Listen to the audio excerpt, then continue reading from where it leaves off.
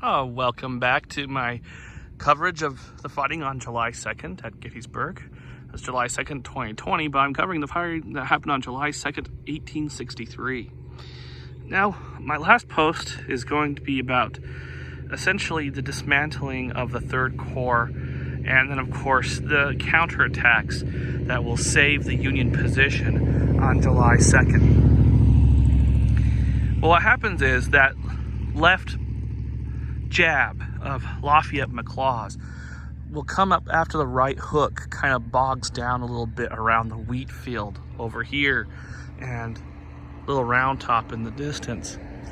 And when that sort of bogs down, the left jab smashes through the Third Corps position at the Peach Orchard.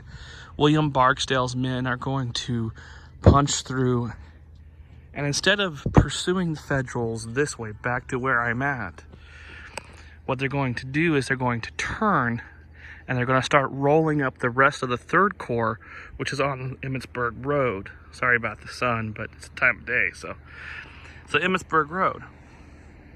At the same time that that's happening, a division under Richard Anderson of Hill's Corps is going to attack. Specifically, the brigades of Cadmus Wilcox and the Alabamians of Cadmus Wilcox and the Floridians of David Lane. What they're going to do is they're basically going to smash through the rest of the Third Corps soldiers on the Emmitsburg Road, and the Third Corps is going to come streaming back. Sickles will be wounded at the barn in the distance, and he'll be carried off of the field. So what's happened? What has happened here essentially, as of about 6:30 in the evening, is that the Third Corps position has been absolutely demolished by this point. And the Third Corps would be falling back in disorder, heading back this direction.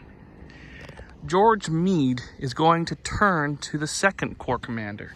And the Second Corps is occupying ground past this domed monument here, but off in the distance on Cemetery Ridge. He's going to turn to the Second Corps commander and say, basically order him to turn his corps over to his second in command, John Gibbon, and to come over here, right here, to take command of the situation, of what remained of the Third Corps.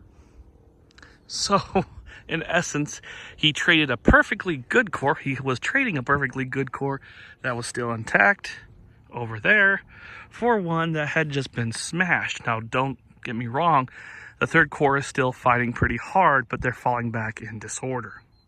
So, covering that, what happens? Well, Hancock is going to turn. Essentially, reinforcements are going to be coming down this way, specifically in the form of 4 New York regiments under George Willard. And they couldn't come a moment too soon, because the loss of the Third Corps and them streaming back opened a huge gap in the Union lines. And that gap needed to be filled. George Willard's men are going to come in from this direction. They're going to be stationed near the Bryan Farm on Cemetery Ridge, which is going to feature more prominently in Pickett's charge the next day. But they're going to be stationed over there. Division Commander Alexander Hayes is going to turn to George Willard when he receives the information that he needs the brigade to send down to help stem the tide down here and help the situation down here. He's going to turn to Willard and say, knock the hell out of those rebels. Willard is commanding a brigade of New Yorkers who had last fought at Harper's Ferry in 1862. They had surrendered at Harper's Ferry in 1862. It would be the largest surrender of U.S. Army forces until World War II. And because of that, they would receive the title the Harper's Ferry Cowards. Gettysburg would be the first action they had taken part in since being exchanged. And so they would come down that ridge over here and deploy and attack basically that vegetation right in front. They're going to attack William Barksdale's brigade as it's coming up. The New Yorkers are going to attack with such ferocity that the Barksdale's men will actually think they're outnumbered. Well, Barksdale's men have been fighting hard since breaking through the peach orchard, and they're a bit disorganized, and so they start falling back. Willard's men will pursue Barksdale's men maybe 100 yards beyond this line of vegetation, which is Plum Run, and they're going to discover they're unsupported, so they're going to start falling back. It's in this grove of trees ahead here, right here, that George Willard, a shell fragment will burst over his head. A shell will burst over his head. A fragment will come down and kill him instantly. Down over here in this little grove here, you're going to find a little marker to him. It's one of the harder markers to get to on the battlefield, but it's his wounding marker or his death marker. And so the veterans would come back here for the 25th anniversary and place that marker in his memory. This was an action that helped Willard's brigade basically reclaim their quote-unquote honor. But their story is not the most famous one from this period. Let me turn you over to this story right here. This monument.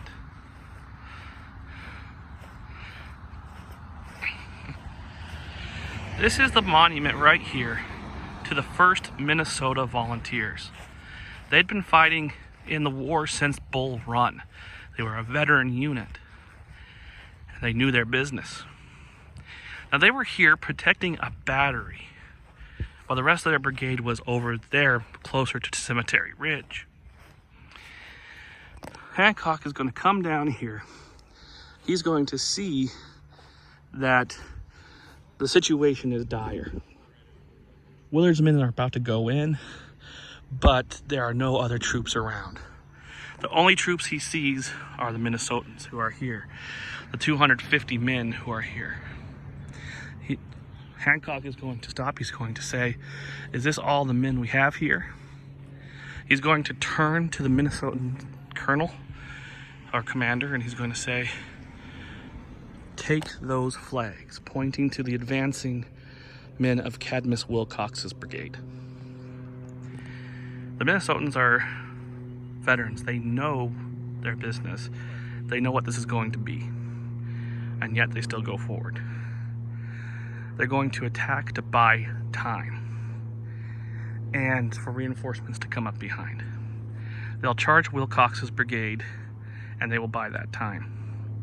But at a price. A fearful price. And so, in the end, it's these attacks and counterattacks that more or less help to stabilize this part of the line, despite the crumbling of the Third Corps. Thank you for watching, and I'll talk to you later.